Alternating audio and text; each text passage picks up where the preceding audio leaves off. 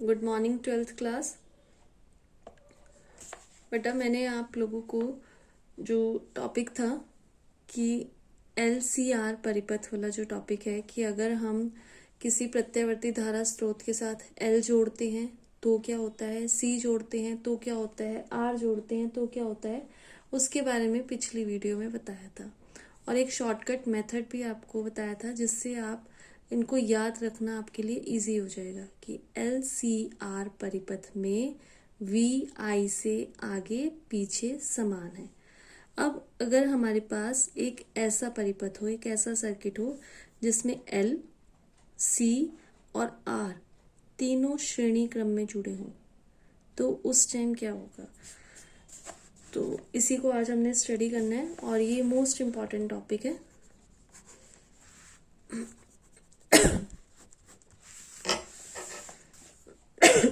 तो एक ऐसा परिपथ हमने लिया जिसमें L प्रेरकत्व की एक कुंडली है, धारिता C का एक संधारित्र और R प्रतिरोध को श्रेणी क्रम में जोड़कर हमने किससे अटैच कर दिया, प्रत्यावर्ती धारा स्रोत से। अब जो R है, प्रतिरोध R है, इसमें जो प्रेरित विभवांतर है वो है VR। जो संधारित्र है इसमें जो विभवांतर है वो है VC और जो प्रेरक कुंडली है उसमें जो विभवांतर है वो है VL। अब एक बार इस ग्राफ को नजर मारते हैं। जैसा कि मैंने आपको बताया था कि LCR परिपथ में VI से आगे पीछे और समान। अगर R परिपथ की देखिए बात करें, R में क्या होता है, समान, V और I समान।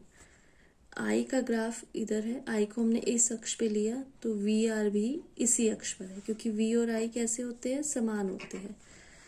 L ऊपर की तरफ है, L में क्या होता है, VI से आगे होता है।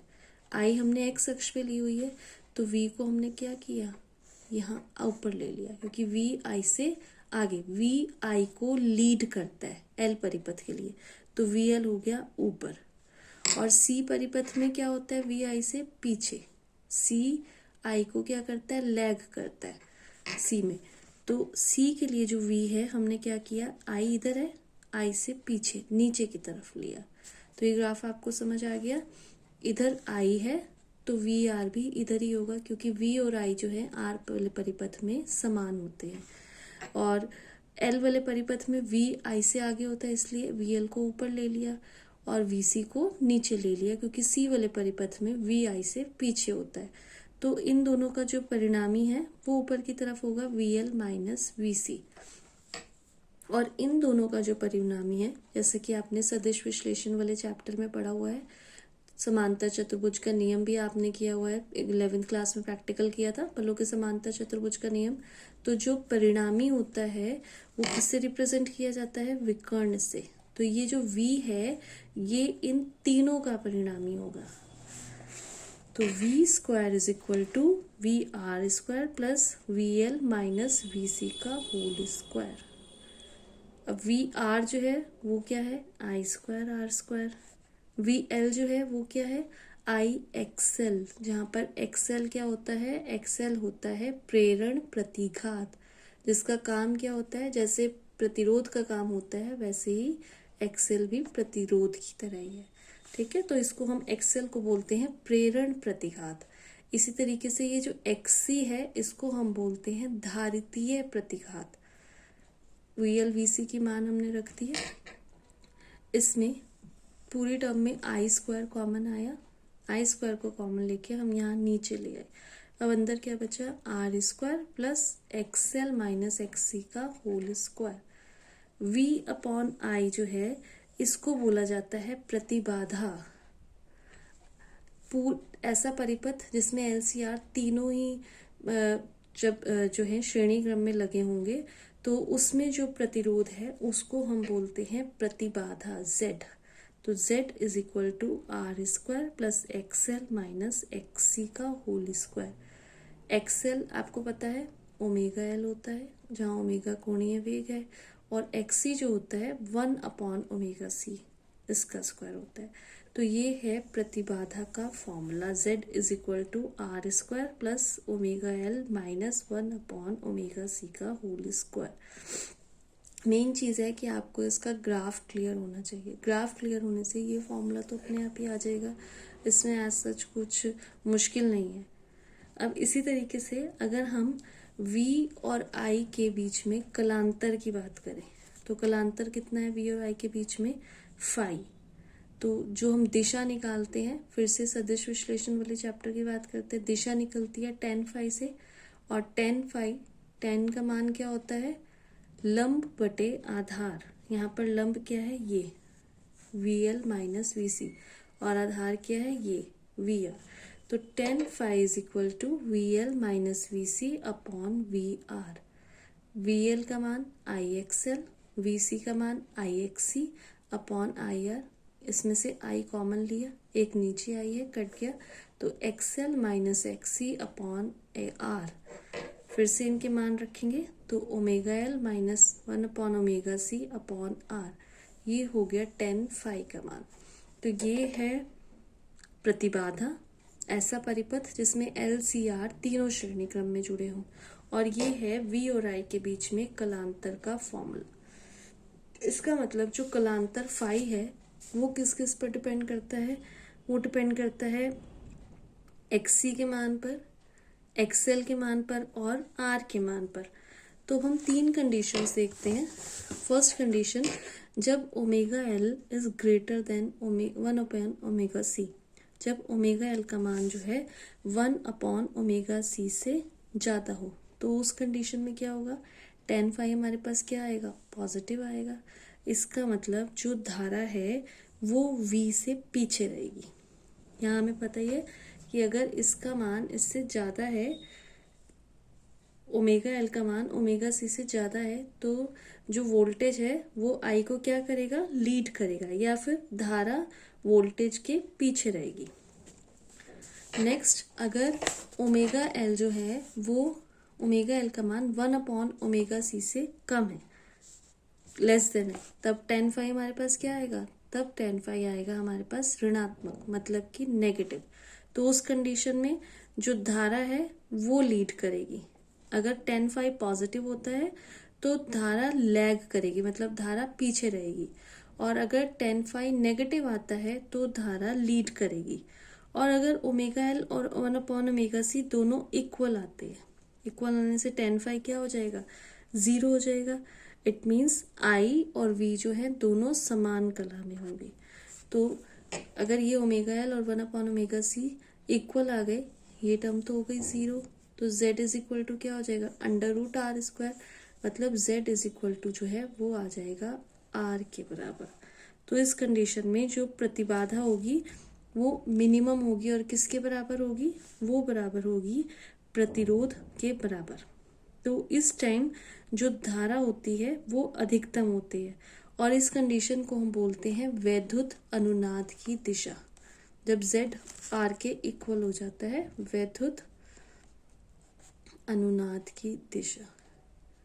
तो अगर आपको ये क्वेश्चन आ जाए कि LCR जब जो श्रेणी क्रम में जुड़े हों तो उस टाइम प्रतिबाधा बताइए, या कलांतर के लिए व्यंजक प्राप्त कीजिए, और साथ में वैद्युत अनुनाद की दिशा क्या होती है, तो आपको तीनों केस लेने होंगे, उसके बाद आप फाइंड आउट करेंगे वैद्युत अनुनाद की दिशा। अब इसके बाद कुछ इसमें कंडीशंस भी दी हुई हैं, जैसे RL परिपथ।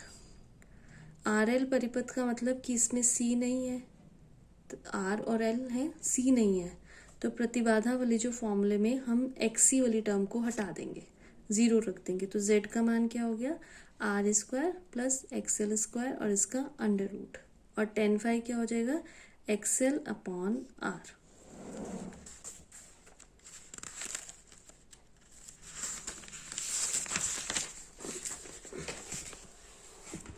इसी तरीके से दूसरा केस, जब RC परिपथ हो, RC परिपथ में मतलब यहाँ पर L नहीं है, तो अब हम L को 0 रख देंगे। तो जो प्रतिबाधा आएगी वो क्या हो जाएगी, Z is equal to √R² plus XC², और यहाँ पर जो कलांतर आएगा वो tan inverse XC upon R, मतलब R नीचे ही आएगा। नेक्स्ट टॉपिक है प्रत्यावर्ती धारा परिपथ में शक्ति अथवा सामर्थ्य। शक्ति आपको पता ही है कि शक्ति क्या होती है, कि ऊर्जा व्यय करने की जो दर होती है उसको हम बोलते हैं शक्ति।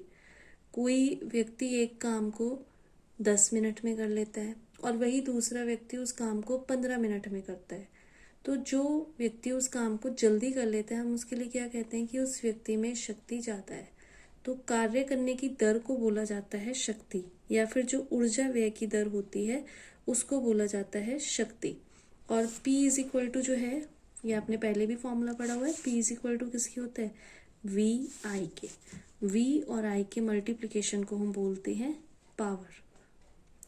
अब टॉपिक है प्रत्यावर्ती धारा परिपथ में शक्ति। तो प्रत्यावर्ती धारा परिपथ में जो शक्ति है वो इस चीज़ पर डिपेंड है, वही टर्म कि धारा और वोल्टेज के गुणनफल को शक्ति कहते हैं। पर जो प्रत्यावर्ती धारा परिपथ होता है वो, उसमें शक्ति इस बात पर निर्भर करती है कि धारा और वोल्टेज के बीच में कलांतर कितना है। तो इसके लिए कुछ अलग अलग कंडीशंस हैं। सबसे पहली कंडीशन, जब परिपथ में केवल शुद्ध प्रतिरोध है। तो जब सिर्फ प्रतिरोध होता है, ये मैंने आपको बताया हुआ है कि प्रतिरोध में V और I कैसे होते हैं, एक दूसरे के समान होते हैं, मतलब एक ही कला में होते हैं। तो V के लिए जो इक्वेशन आपने पढ़ी हुई है प्रत्यावर्ती धारा परिपथ के लिए वो है V0 sin ओमेगा t, और I के लिए I0 sin ओमेगा t। तो P is equal to VI होता है, दोनों की मल्टीप्लिकेशन हो जाएगी V0 I0 sin square omega t। अब अगर हम पूरी साइकिल के लिए बात करें, पूरी साइकिल मतलब यहाँ से यहाँ तक, पूरी साइकिल के लिए जो साइन स्क्वायर ओमेगा टी होता है, जो इसमें आया साइन स्क्वायर ओमेगा टी, इसका जो औसत मान होता है वो होता है 1/2। तो इसकी जगह हम 1/2 रख देते हैं। और औसत शक्ति क्षय के लिए इसको हम बोलेंगे P बार, क्योंकि औसत निकाल रहे हैं, एवरेज निकाल रहे हैं। तो V0 I0 तो एज इट इज रहेंगे, साइन स्क्वायर ओमेगा टी की जगह 1/2 रख देते हैं। तो 1/2 को हम डिवाइड कर सकते हैं, V0 के नीचे भी 1/√2 आ जाए, I0 के नीचे भी √2 आ जाए। अब ये V0/√2 जो है ये मान है VRMS का, ये आप पहले पढ़ चुके हैं। इसी तरीके से I0/√2 जो है ये मान है IRMS का।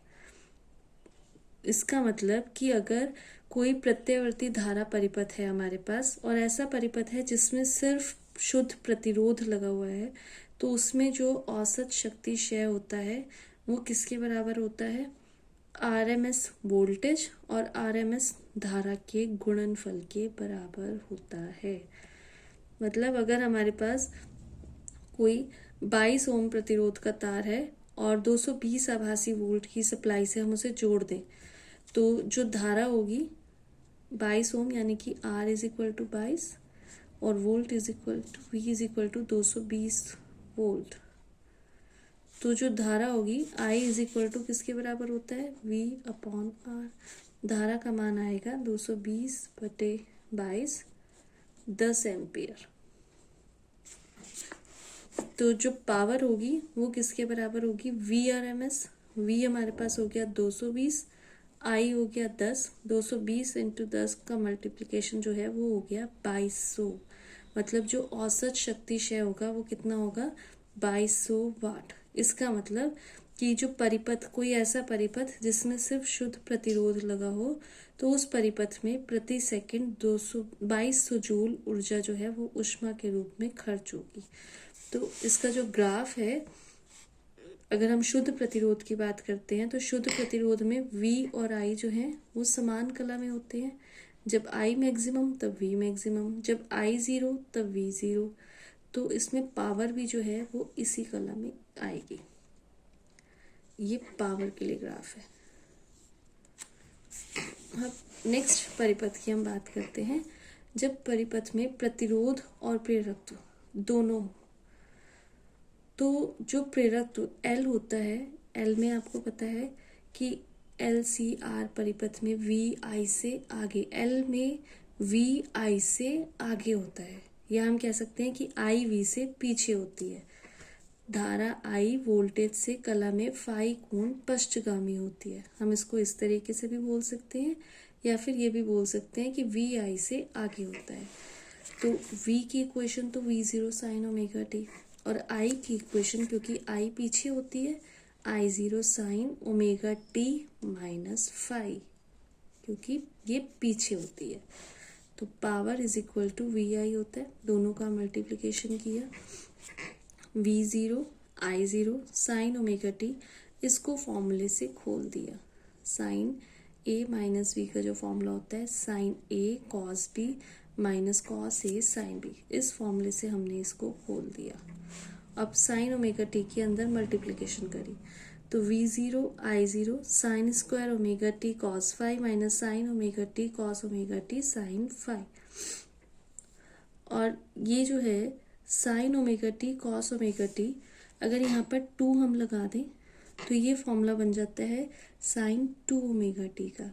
तो 2 से मल्टीप्लाई और 2 से डिवाइड, तो ये बन गया 1/2 sine 2 omega t sine phi. अब मैंने आपको पिछले डेरिवेशन में भी बताया था कि पूरी साइकिल के लिए जो साइन स्क्वायर ओमेगा टी होता है इसका मान होता है 1/2 और साइन 2 ओमेगा टी होता है 0। तो ये दोनों मान हम वहाँ पर रखेंगे। P bar is equal to 1/2 V0 I0 cos phi. ये 1/2 को √2 हम इसके नीचे ले आएंगे, √2 इसके नीचे ले आएंगे, साथ में cos फाई। V0/√2 VRMS है, I0/√2 IRMS है, और ये जो cos फाई है इसको बोला जाता है पावर फैक्टर। और ये पावर फैक्टर जो है इसकी ये डिपेंड करता है कि जो परिपथ है उसमें क्या जोड़ा गया है, प्रतिरोध जोड़ा गया है, धारिता जोड़ी गई है, या फिर किसी L प्रेरकत्व की कुंडली जोड़ी गई है। और यहाँ पर cos फाई का जो मान होता है वो होता है, अगर हम डायग्राम देखें, ये है ओमेगा L, जब हमने L जोड़ा है ये हो गया प्रतिरोध, तो ये इन दोनों का परिणामी √r² plus omega square L square. तो cos फाई जो कलांतर है, cos फाई हमें पता है कि cos का मान किसके बराबर होता है, आधार बटे कर्ण के, आधार r और कर्ण ये। तो cos phi is equal to r/√r² plus omega square L square, और इसको बोलते हैं, ये है प्रतिबाधा, क्योंकि सिर्फ L जुड़ा हुआ है, प्रतिरोध जुड़ा हुआ है, तो यही प्रतिबाधा बन गई। तो इसका मतलब जो cos फाई पावर फैक्टर है वो किसके बराबर होता है, वो होता है प्रतिरोध और प्रतिबाधा के अनुपात के बराबर होता है।